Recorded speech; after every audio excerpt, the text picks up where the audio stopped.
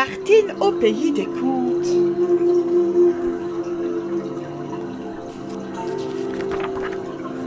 Et si nous allions nous promener, propose Patapouf, en sautant joyeusement sur le lit. À cette heure-ci, mais il fait déjà nuit, et en plus il pleut, répond Martine qui a sommeil. Ne me dis pas que tu veux mettre les pattes dehors par ce temps. Qui te parle de sortir? Je te propose une balade à l'intérieur de ton livre, plein d'histoires et de couleurs. Il était une fois, il y a très longtemps, un brave petit Loriot, tout vêtu d'or et de jaïs. Sa maman l'avait tendrement prénommé Lorinou. Un joyeux Loriot que celui-là, sitôt sorti de l'œuf. Ses chants faisaient déjà rire et danser la forêt entière. Mais pour son malheur, dans la clairière voisine, vivait une sorcière. Cette méchante femme n'aimait que le sinistre concert des crapauds et l'oisillon babillard la dérangeait beaucoup. Un jour, exaspérée par cette gentille boule de plume et son gai ramage, elle lança sur lui une poudre magique en disant « Oiseau cessera de gazouiller, en garçonnet sera changé. Oiseau redeviendra quand les 7 plumes de feu réunira. »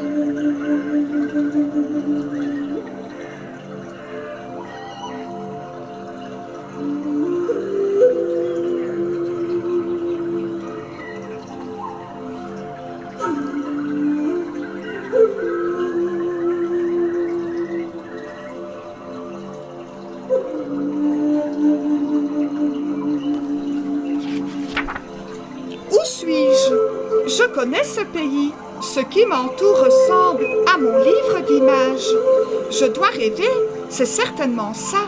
Il y a autour de moi une odeur de papier et d'encre. Cela fait une drôle d'impression d'être dans un livre. Si au moins Patapouf m'avait accompagnée, je me sentirais moins seule. Oh là, à droite, j'entends quelqu'un qui pleure. Ce petit garçon, je le reconnais. Vite! Je saute sur l'autre page. 1, 2, 3 et hop! Petit garçon, petit oiseau, ne pleure plus. Qui es-tu? Je suis Martine et je sais que ton nom à toi c'est Lorinou. J'ai déjà lu ce livre qui raconte ton aventure. Je sais que tu recherches les plumes de feu qui mettront fin au sortilège. Acceptes-tu que nous les cherchions ensemble? À deux, ce sera bien plus facile. Tout en parlant, les enfants s'avancent vers une grande forêt très sombre.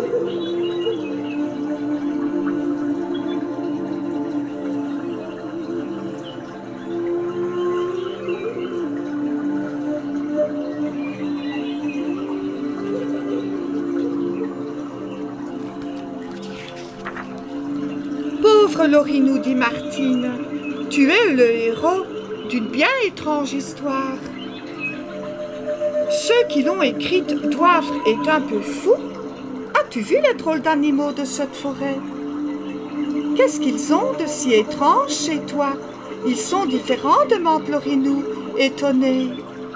Oui, chez moi, ils sont plus, enfin, ils sont moins. Remarque, les animaux d'ici sont très beaux et très bien aussi. Oh, regarde, des licornes! C'est la première fois que j'en vois pour de vrai. Quand je vais raconter ça à Patapouf, Patapouf, c'est qui? Demande Lorinou. C'est une créature fabuleuse qui vit dans mon pays.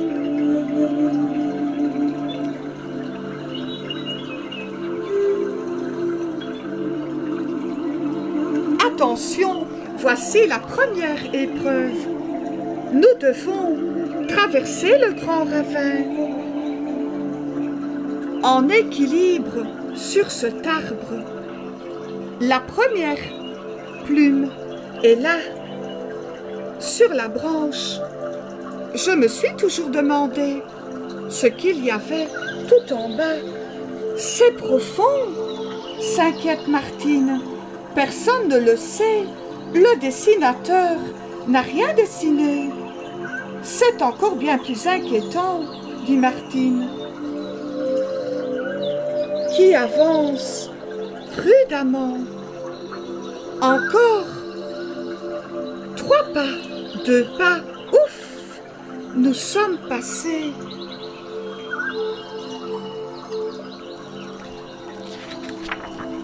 Chut, sur cette page, il ne faut pas faire de bruit. Voici le repère du chat qui porte un chapeau. C'est le chapeauté, un lointain cousin du chaboté. Il est grand comme une maison.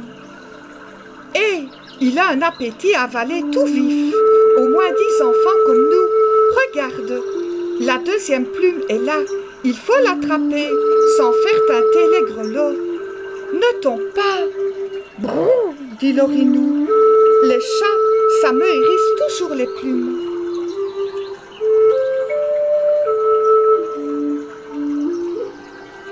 Ici, il y a du bleu partout.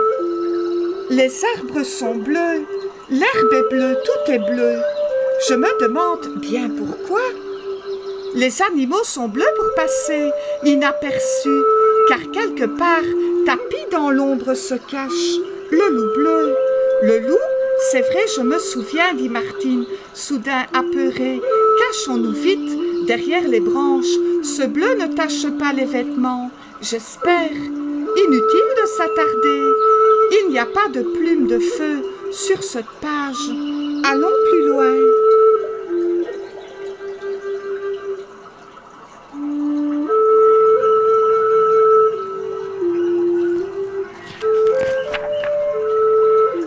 Voici un château comme dans mes rêves et comme dans mes cauchemars. Intervient le vieux jardinier. Ici demeure la fée Carabosse, évitez-la. Elle ensorcelle les voyageurs et les oblige à nettoyer le château des caves au donjon, pour toujours. Nous venons chercher la troisième plume, la plume de feu. C'est impossible.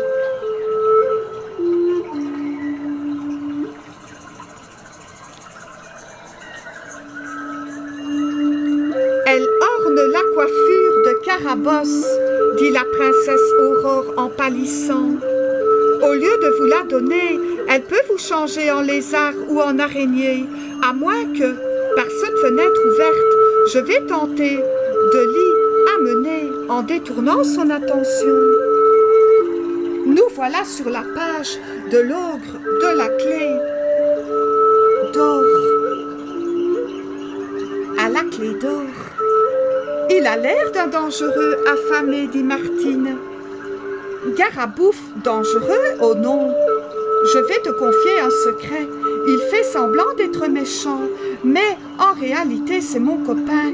Parfois, quand le livre est refermé, on joue à cache-cache, tous les deux. Le plus drôle, c'est qu'il est tellement grand qu'il ne parvient jamais à se cacher tout entier. Oh, Garabouf, réveille-toi et ouvre-nous la porte. Écarquillant les yeux, l'ogre pousse un grognement terrible. Te fatigue pas, mon gros, c'est une amie. Plus haut, encore plus haut.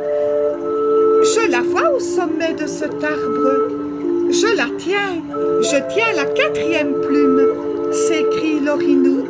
Vous êtes tellement gentil de nous avoir aidés, dit Martine.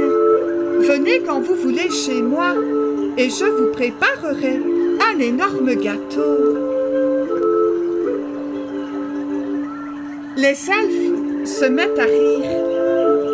Nous ne mangeons pas de gâteau, nous ne buvons que le nectar des fleurs. Si tu le permets, nous viendrons peut-être nous abreuver dans ton jardin un soir d'été.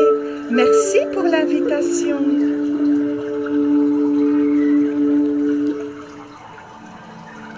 voici dans le territoire du dragon, pour un oui ou pour un non. Il crache d'énormes gerbes de feu. Avec ses bêtises, il fait des trous partout. Il va finir par mettre le feu au livre, dit Martine. Si j'étais sa maman, je ne le laisserais pas jouer avec les allumettes. La 5e plume est sous une pierre calcinée. La voici, prends-la Martine, et sauvons-nous.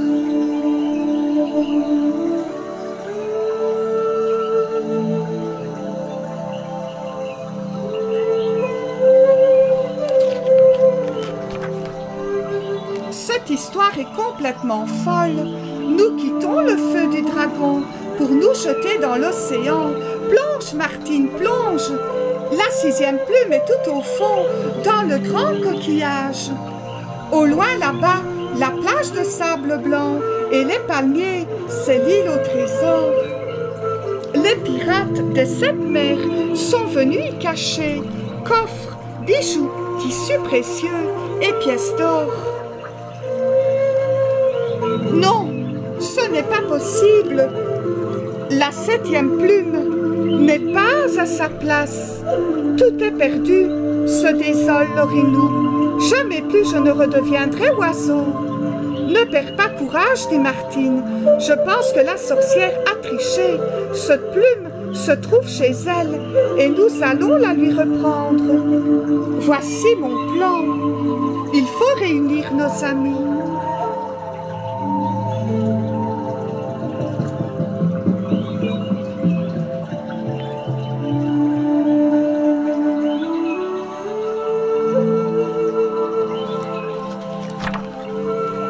Madame la sorcière, crie Martine, sortez vite, l'Orinou a trouvé les 7 plumes. Vous mentez, rugit la sorcière, c'est impossible, il ne peut les avoir toutes. La 7e, c'est moi qui l'ai, elle est ici, dans ma main. Alors rapide comme l'éclair, l'elfe saisit la plume. Au même instant, Garabouf avale d'un coup, d'un seul, la sorcière et son chapeau.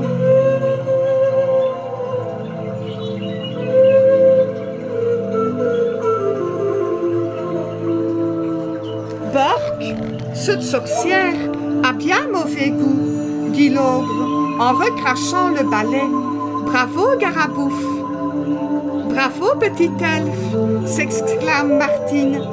Grâce à vous, nous avons les 7 plumes. L'Orinou va redevenir oiseau. Il faut que je vous embrasse. Garabouf ne se le fait pas dire 2 fois. Il a ôté son chapeau et quand Martine dépose sur sa joue un gentil baiser, le géant rougit comme une demoiselle.